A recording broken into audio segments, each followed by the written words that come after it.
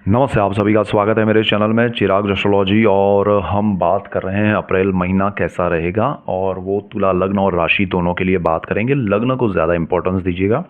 यहाँ जो चार्ट है वो 30 अप्रैल का है। मंथ एंड में पूरे ग्रह घूम के किस सिचुएशन में है पूरा महीना, और उसके बाद हम उसका क्या इफेक्ट होगा उसकी बात करेंगे। तो पहला ये समझ लेते हैं तुला लग्न और राशि के लिए चंद्रमा जो है वो बहुत सारे ट्रांजिट्स करते हैं, क्योंकि वो 1.5 से 2 दिन 2.5 दिन में एक राशि से यानी कि एक स्थान से दूसरे स्थान में परिवर्तन करते हैं। तो यहाँ पर वो मंथ एंड में मकर में है। शनि जो है वो कुंभ में ही थे, कुंभ में ही है, आपकी कुंडली के पंचम भाव में है। और आपका राहु जो है वो भी छठे भाव में थे, वहीं पर है।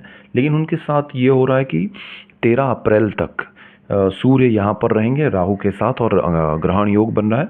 सूर्य फिर 13 अप्रैल से चले जाएंगे मेष में उच्च स्थिति में, और वो गुरु के पास जाएंगे 13 अप्रैल से थ्रू आउट द मंथ।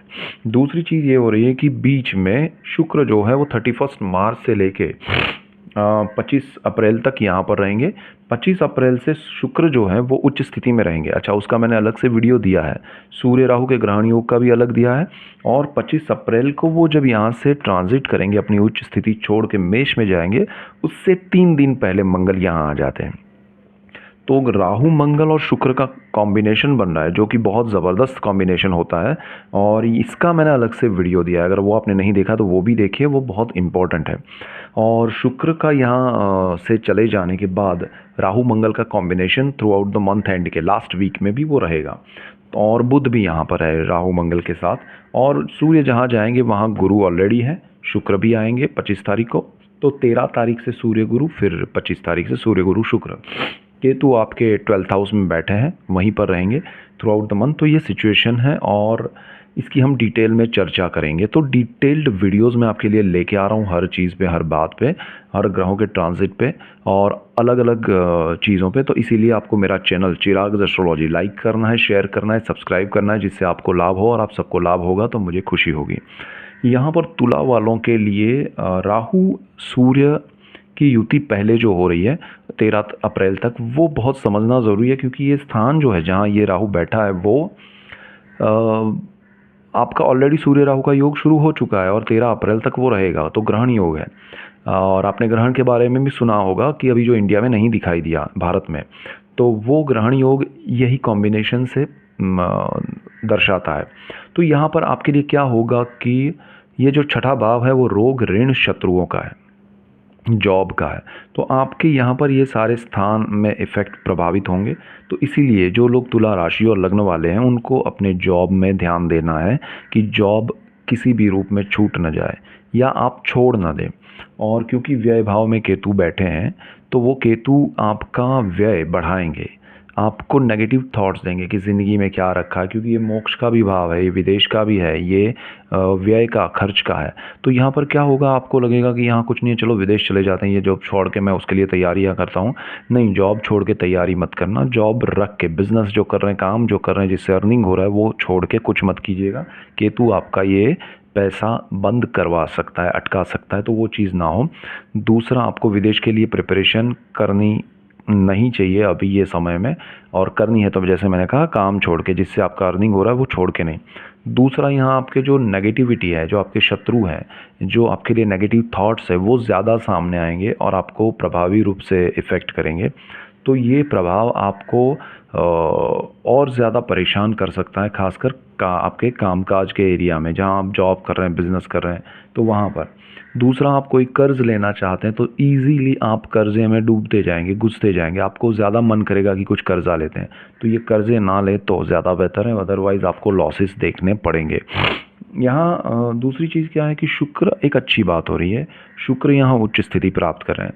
अब ये मीन राशि गुरु की है, जो कि ऑलरेडी शनि की नीच दृष्टि में सप्तम भाव में है। तो आपके लिए सप्तम भाव में गुरु की स्थिति उतनी ठीक नहीं है, लेकिन फिर भी शुक्र उच्च स्थिति प्राप्त कर रहे हैं और राहु के साथ जुड़ रहे हैं। तो जो आप काम कर रहे हैं, जो जॉब कर रहे हैं, या जो बिज़नेस कर रहे हैं, जहाँ आपका एक वर्क एरिया है, वहाँ आप किसी से कनेक्ट हो सकते हैं, किसी से आपकी रिलेशनशिप शुरू हो सकती है। तो वो ज़रा ध्यान रखना है, क्योंकि वो ज़रूरी नहीं है कि वो रिलेशनशिप अच्छी हो, वो आपको बदनामी भी दे सकती है। हालांकि शुक्र यहाँ पर आपको वो कंफर्ट जोन भी देगा वहाँ पर, कि आपका जो काम है वहाँ आपको सपोज़ ऑफिस अच्छा नहीं है, जगह अच्छी नहीं है, एरिया अच्छा नहीं है, तो वो कंफर्ट्स आपके बढ़ते जाएंगे। आपको लाभ एक एक आने जाने में तकलीफ़ है, वहाँ पर ऑफिस जाने में ज़्यादा लॉन्ग रूट है तो वो शॉर्ट हो सकता है, ऑफिस आपका अच्छा हो सकता है, तो आपके लिए वो कंफर्ट बहुत सारे बढ़ेंगे। और आप अपना बिज़नेस शुरू करना चाहते हैं, लोन नहीं मिल रहा था तो मिल जाएगा, लेकिन ये समय लोन लेने का नहीं है, तो थोड़ा ध्यान रखिएगा। इसके बाद अगर हम ये स्थान में इसकी बात करें कि शत्रु भाव की, तो लोग आपके लिए नेगेटिव जो सोच रहे हैं वो सामने आएंगे, वो ज़्यादा आएंगे और वो ज़्यादा नेगेटिविटी फैलाएंगे, नेगेटिव प्रभाव उनका बढ़ेगा। तो आप उस प्रेशर में मत आइए, क्योंकि एक बार सूर्य चला जाएगा 13 अप्रैल को, फिर आपके लिए थोड़ी राहत हो जाएगी, क्योंकि सूर्य आपका उच्च स्थिति में आ रहा है, सूर्य आपका सोर्स ऑफ इनकम का मालिक है। अब यहाँ 13 अप्रैल तक वही सोर्स ऑफ इनकम का मालिक नेगेटिव रिजल्ट दे रहा है राहु के साथ ग्रहण योग में, और वही सूर्य आपका सप्तम भाव में उच्च स्थिति प्राप्त कर रहा है, तो वो चीज़ आपके लिए बेनिफिशियल होगी, आपका जीवन में प्रभाव होगा। और सूर्य का यहाँ पर सही आपको दिशा देने के लिए काम करने का अच्छा समय है, तो सूर्य आपको सप्तम भाव में उच्च स्थिति प्राप्त करते ही आपके लिए पॉजिटिविटी बढ़ेगी। हालांकि एक और चीज़ हो रही है कि सूर्य की नीच दृष्टि, तुला जो राशि है वो सूर्य की नीच राशि है, तो वहाँ पर 13 अप्रैल से उसकी दृष्टि पड़ेगी, ये पहला स्थान है।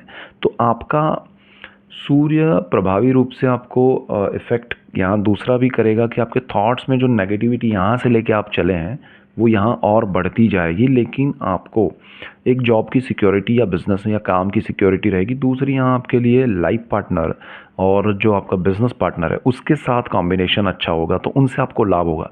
जो लोग बिज़नेस कर रहे हैं, जो लोग गवर्नमेंट के साथ जुड़ना चाहते हैं, गवर्नमेंट जॉब करना चाहते हैं, सूर्य के इस ट्रांजिट के बाद उनको उसमें बहुत लाभ होगा। आपको कोई निर्णय लेना है तो आपके पार्टनर और लाइफ पार्टनर के साथ बात करके लीजिए, तो आपको बेनिफिट होगा, अदरवाइज़ आपको मज़ा नहीं आएगा। आप अकेले निर्णय लेंगे तो ये डिप्रेसिव या नेगेटिव थॉट्स वाला इफ़ेक्ट आपको रॉन्ग डिसीजन लेने के लिए ले आगे बढ़ा सकता है। यहाँ पर आपको शुक्र भी जब 25 तारीख को यहाँ आ जाएंगे तो शुक्र का पॉजिटिव इफेक्ट तुला पे मिलेगा, क्योंकि तुला के मालिक वही है, तो वो आपके लिए धीरे धीरे मंथ के एंड का जो वीक है, लास्ट वीक है, वो बहुत इंपॉर्टेंट है, क्योंकि सूर्य के साथ शुक्र भी जुड़ेंगे, आपके लिए पॉजिटिविटी बढ़ेगी। दूसरी चीज़ क्या हो रही है कि गुरु यहाँ से ट्रांजिट करेंगे 1 मई को और अष्टम भाव में जाएंगे, तो उनकी दृष्टियाँ बहुत अच्छी हो रही है आपके लिए। इवन गुरु की ये दृष्टियाँ भी अच्छी है आपके लिए, पॉजिटिविटी है। सूर्य की जो नेगेटिविटी है उसके सामने गुरु की पॉजिटिविटी आपको टिका के रखेगी, और शुक्र भी आ जाएगा, तो मंथ एंड में आपके लिए और अच्छा हो रहा है। बट गुरु जब यहाँ ट्रांजिट करेंगे उसका डिटेल वीडियो भी हम देखेंगे, तो गुरु जब यहाँ जाएंगे उससे पहले उसके इफ़ेक्ट भी मिलना शुरू हो जाएंगे, तो आपके लिए बाकी सब चीज़ों में भी अच्छे असर देखने मिलेंगे। यहाँ पर आपको ध्यान ये रखना है कि आपको प्रॉपर्टी में या उसमें ज़्यादा बड़े निर्णय नहीं लेने चाहिए। दूसरी चीज़, शनि जो है वो यहाँ पर दृष्टि कर रहे हैं, शनि की स्थिति जो है वो आपको नए बिजनेस पार्टनरशिप और लाइफ पार्टनरशिप में कुछ बड़ा करने का आपको अनुमति नहीं दे रहा है।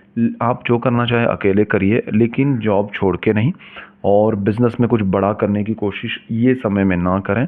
बड़ा इन्वेस्टमेंट अगर आप बिज़नेस कर ही रहे हैं तो उसमें अभी ये समय नहीं है इन्वेस्ट करने का, या नए छोटे पार्टनर कि भाई हमने रुपए में 10 पैसे का पार्टनर रख लिया, इसमें क्या है, नहीं, वो 10 वाला आपको परेशान करेगा और बहुत बड़ा परेशान करेगा, तो यहाँ कुछ करने का समय नहीं है। और ये समय में आपको शुक्र उच्च का है उसका बेनिफिट मिलेगा, ज़रूर मिलेगा, लेकिन वहाँ शुक्र मंगल राहु का 3 दिन का कॉम्बिनेशन बन रहा है, उसका मैंने अलग से वीडियो दिया है। ये जॉब के स्थान में आपको एक्स्ट्रा मैरिटल अफेयर्स या रिलेशनशिप या इवन आपका शादी नहीं हुई है, रिश्ता नहीं हुआ है, तब भी यहाँ रिलेशनशिप दे सकता है, बट वो आपको ज़्यादातर अच्छा नहीं होगा रिज़ल्ट उसका, तो वो ध्यान रखना है। स्टूडेंट्स के लिए ये समय ठीक है, अच्छा है, उसमें कोई प्रॉब्लम नहीं है। फार्मर्स के लिए अच्छा है, हाउस वाइफ के लिए अच्छा है, जो लोग ट्रैवल करना चाहते हैं, बाहर विदेश में जाना चाहते हैं, वो ये समय को थोड़ा जाने दें। जुपिटर के ट्रांजिट के बाद 1 मई के बाद अच्छा समय है, क्योंकि गुरु की यहाँ 6ठे भाव में आने के बाद दृष्टि अच्छी पड़ रही है विदेश के भाव में, सो बाकी सब चीज़ें अच्छी होने वाली है। सो वेट टिल दैट टाइम, और कोई बड़े निर्णय ना ले तो आपके लिए बेहतर होगा। सो ये मेजर मेन पॉइंट से तुला लग्न और राशि के लिए ऐसे ही डिटेल्ड वीडियोज़ मैं आपके लिए लेके आ रहा हूँ। सो आप उसको देखिए, लाइक कीजिए, शेयर कीजिए, सब्सक्राइब कीजिए, जिससे आपको और दूसरों को लाभ हो और आप सबको लाभ होगा तो मुझे खुशी होगी। So that's it for today. Keep watching Chirag astrology. Thank you for watching. God bless you and good bye.